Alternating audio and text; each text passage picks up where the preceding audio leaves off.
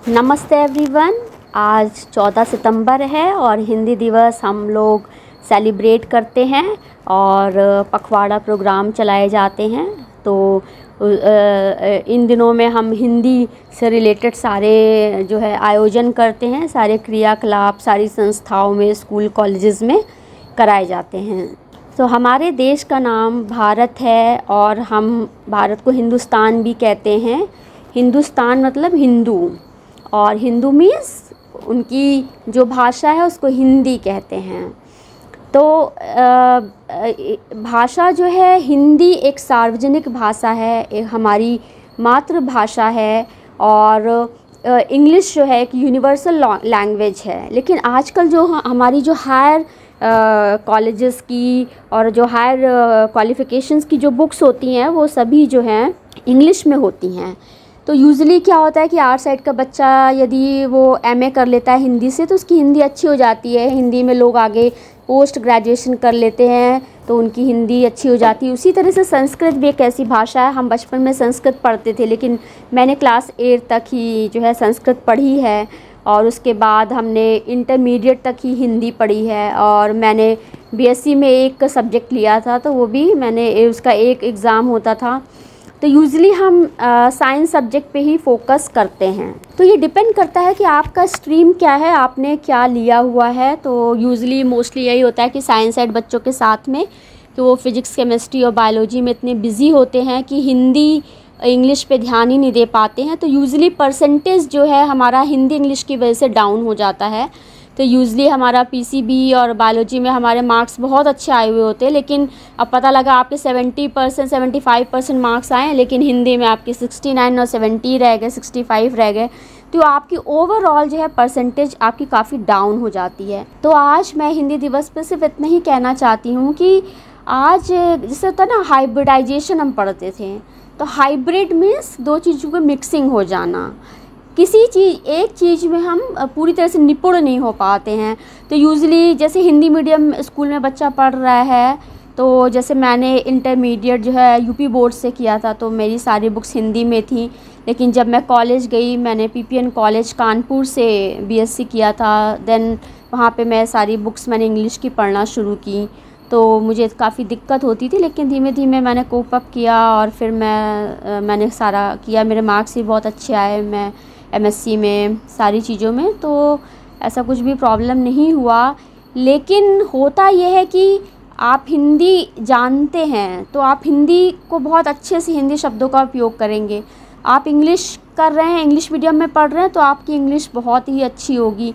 तो कहते हैं ना, एक नाव पे पैर रखें, आप दो नाव पे पैर रखेंगे तो वो गड़बड़ हो जाता है। तो यूज़ुअली होता ये है कि, लेकिन आज तो बहुत ही सारी चीज़ें चेंज हो चुकी हैं। यूज़ुअली सारे स्कूल ही इंग्लिश मीडियम बुक्स यूज़ कर रहे हैं।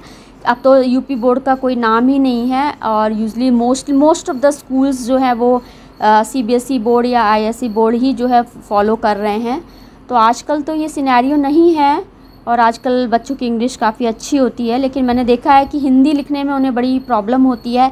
हिंदी के कुछ टिपिकल वर्ड्स होते हैं जो वो बहुत ही कम यूज़ करते हैं। तो यूजुअली निबंध होता है या किसी भी टॉपिक पे हमें बोलना है, तो हमारी हिंदी बहुत ही अच्छी होनी चाहिए। तो उसके लिए यही होता है कि आप ये क्वालिफ़िकेशन जो है आप हिंदी से भी पीएचडी कर लीजिए, हिंदी से आपका एमए होना चाहिए, तो वहाँ पर हिंदी हमारी अच्छी हो जाती है। उसी तरह हमारी संस्कृत भाषा, तो आजकल देखिए कोई किसी बच्चे से कहें कि श्लोक पढ़िए तो बहुत ही रेयर है। आप 100% को लेके चलें तो 30% 25% पॉपुलेशन जो है संस्कृत भी बहुत अच्छे से पढ़ लेती है। कुछ बच्चे बहुत अच्छे होते हैं संस्कृत पढ़ने में। तो ओवरऑल यही होता है कि आप किसी भी शब्द को जितना यूज़ करेंगे, जितना रिपीटेशन करेंगे, उसमें जितना समय देंगे, तो वो कोई भी एनी टॉपिक, एनी वर्क आप जिसमें समय देंगे वो आपका अच्छा ही होता जाएगा। अच्छा होता जाएगा मीन्स आप उसमें माहिर होते जाएंगे, आप उसमें कुशल होते जाएंगे, आप उसमें निपुण होते जाएंगे।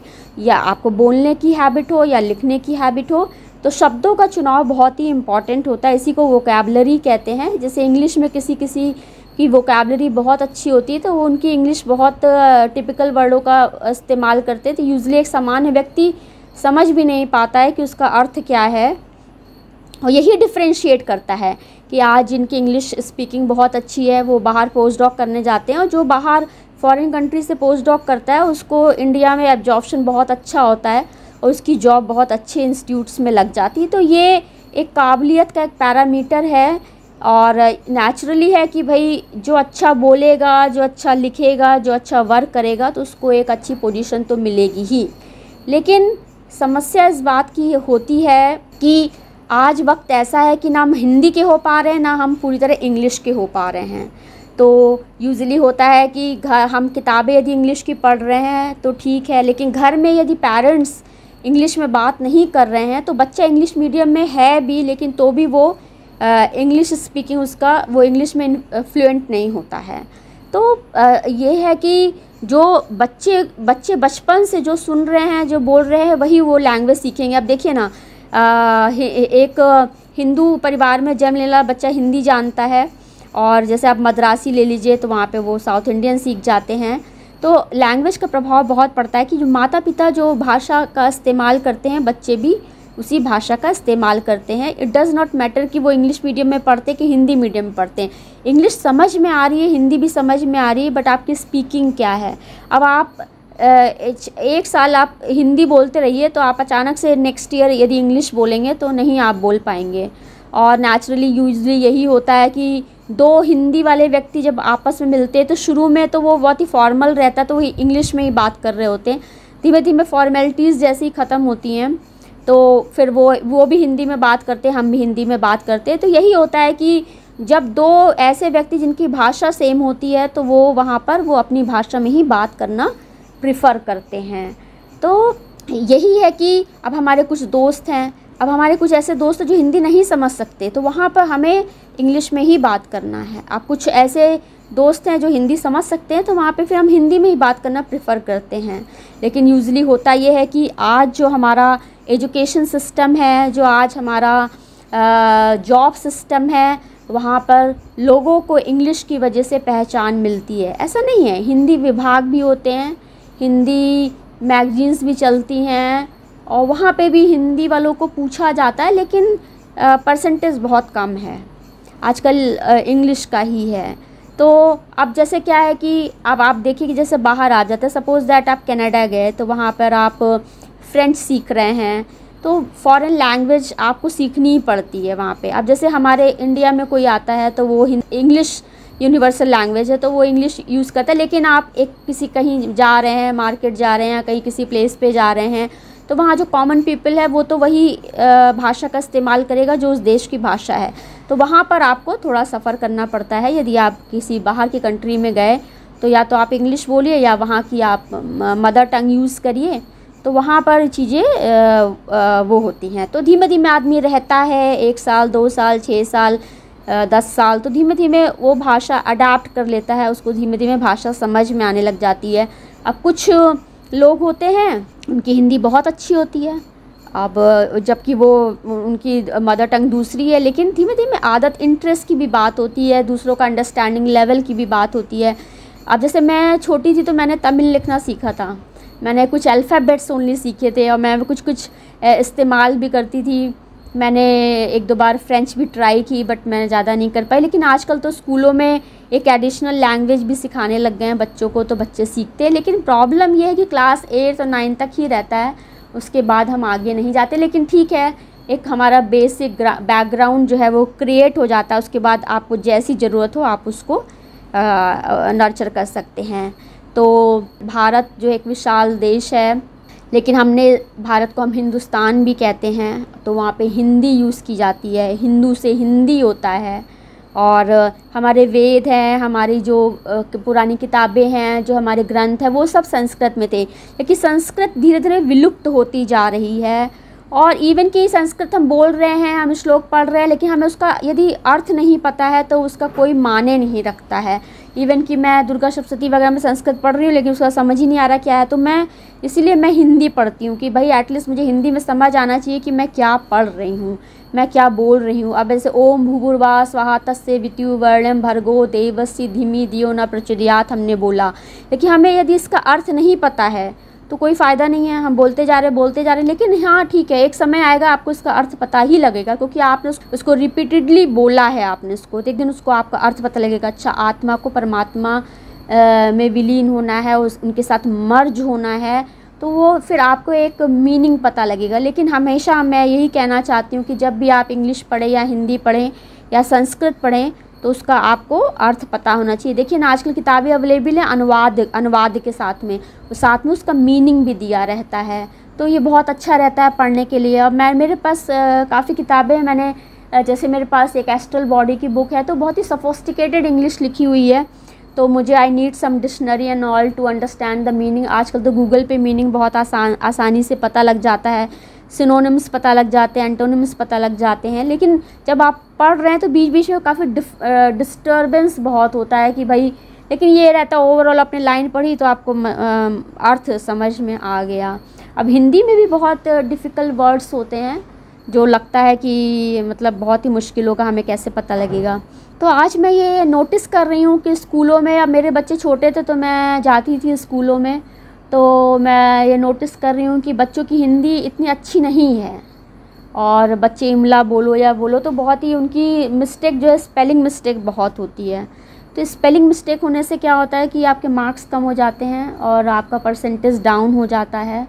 तो ये सारी चीज़ें मैटर रखती हैं कि हमें क्या करना। तो हाइब्रिड क्या है ना, दो चीज़ों के बीच, ये बहुत, अब हिंदी भी बहुत डिफ़िकल्ट होता है। अब साइंस सब्जेक्ट जो है आप उसको हिंदी में एक्सप्लेन नहीं कर सकते बहुत सारा।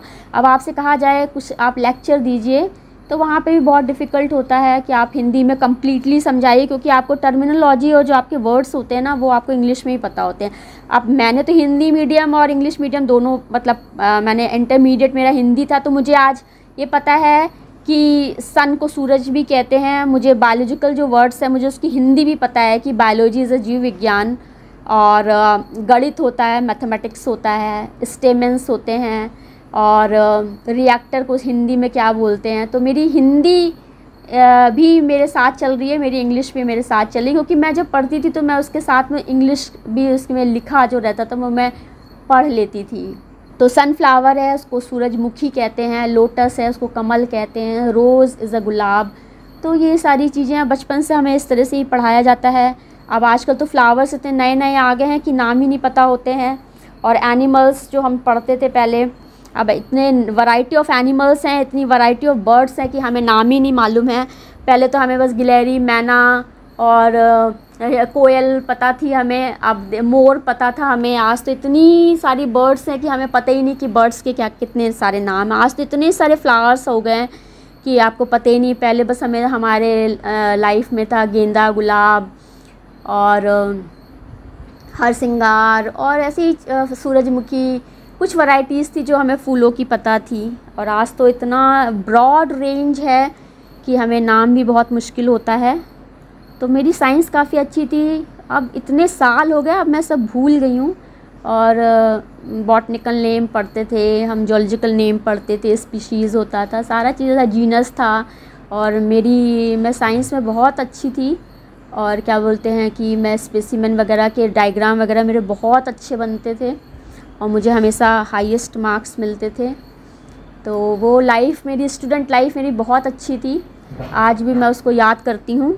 तो यूजुअली यही है कि आज ऑनलाइन सिस्टम से क्या है कि हमारी राइटिंग एबिलिटी कम होती जा रही है। ऑनलाइन सिस्टम की वजह से हमारा देखना हम, लेकिन ये भी है कि विजुअलाइजेशन से कंसेप्ट क्लियर बहुत होते हैं, आई अंडरस्टैंड दिस।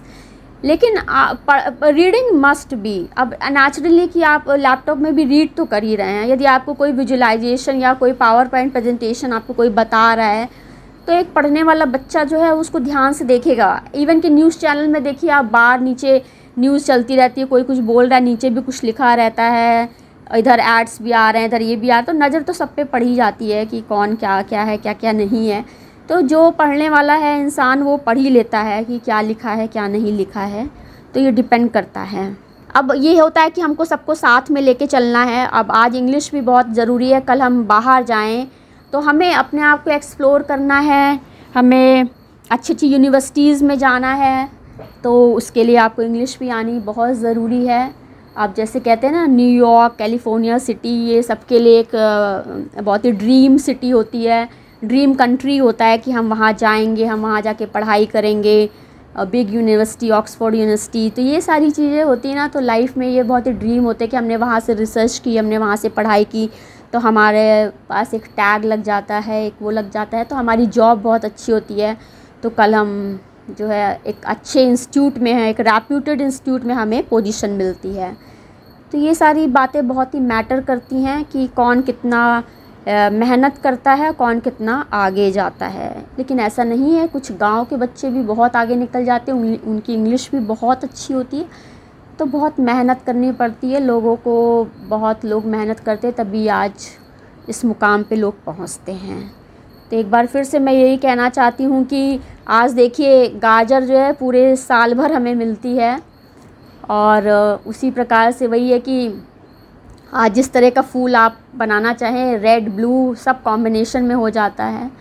तो यही this is called the hybridisation of the hybrid. तो आज हिंदी इंग्लिश के बीच में हम लोग रह गए हैं। ना इंग्लिश पूरी तरह परफेक्ट हो पा रही है, ना हिंदी पूरी तरह परफेक्ट हो पा रही है, हम बीच में हैं। लेकिन इसका सॉल्यूशन क्या है? लेकिन सॉल्यूशन तो नहीं है, बस सब कुछ ऐसे ही चलता रहेगा और इसी में हमें आगे निकलना है और इसी के साथ ही हमें आगे बढ़ना है। लेकिन ये रहता है कि आगे चल के अब कभी कभी कुछ रहता है, पढ़ो समझ नहीं आता कि क्या लिखा है, इसका क्या मतलब है। लेकिन आजकल तो सब चीज़ें अवेलेबल हैं, ट्रांसलेशंस अवेलेबल हैं, इवन ऑनलाइन आप ट्रांसलेशन पे क्लिक करिए तो आपको ट्रांसलेट होके मिल जाता है। तो आजकल सारी चीज़ें बहुत ही डेवलप हो रही हैं। तो ये सॉफ्टवेयर और कंप्यूटर इज़ वेरी इम्पॉर्टेंट। तो आजकल इसकी वजह से लैंग्वेज प्रॉब्लम भी नहीं रह जा रहा है। तो हम लोग प्रोग्रेस तो कर ही रहे हैं और लगातार हम इस तरह प्रोग्रेस करते रहें तो बहुत ही अच्छा रहेगा। तो एक बार फिर से मैं हिंदी दिवस पर आप सभी को शुभकामनाएं देती हूँ। और हिंदी एक बहुत ही अच्छी और बहुत ही अच्छी भाषा है जिसमें एक अपनेपन का एहसास है, जिसमें हम अपने आप से बातें करते हैं। फॉर्मल टॉक जो होती है वो इंग्लिश टॉक होती है, जिसमें हम बहुत ही फॉर्मली टॉक करते हैं। तो लेकिन यूजुअली दो लोग जो होते हैं जो आपस सेम लैंग्वेज के होते हैं तो वहाँ पे हम उसी भाषा में बात करते हैं। अब बहुत ज़्यादा आप हिंदी भी यूज़ करिए तो बहुत ही टिपिकल हिंदी भी ज़्यादा समझ में नहीं आती। तो ये सारी चीज़ें बहुत ही इम्पॉर्टेंट होती हैं। तो हिंदी दिवस पर हम लोग कुछ अच्छा करने की कोशिश करेंगे, ना हिंदी दिवस पर ही नहीं बल्कि साल भर हम कुछ अच्छा करेंगे। हिंदी को भी एक हम मेजर सब्जेक्ट बनाएंगे और साइंस सब्जेक्ट पे हम ज़्यादा फोकस करते हैं, लेकिन हिंदी इंग्लिश पे ज़्यादा नहीं करते। लेकिन जिसकी हिंदी अच्छी होगी, जिसकी इंग्लिश अच्छी होगी, वही अच्छी साइंस भी लिख पाएगा, ये बिल्कुल सच है। तो आप सभी को एक बार फिर से हिंदी दिवस की ढेरों शुभकामनाएं। नमस्ते एवरीवन, थैंक यू एवरीवन। सभी को नमस्ते, सभी को धन्यवाद।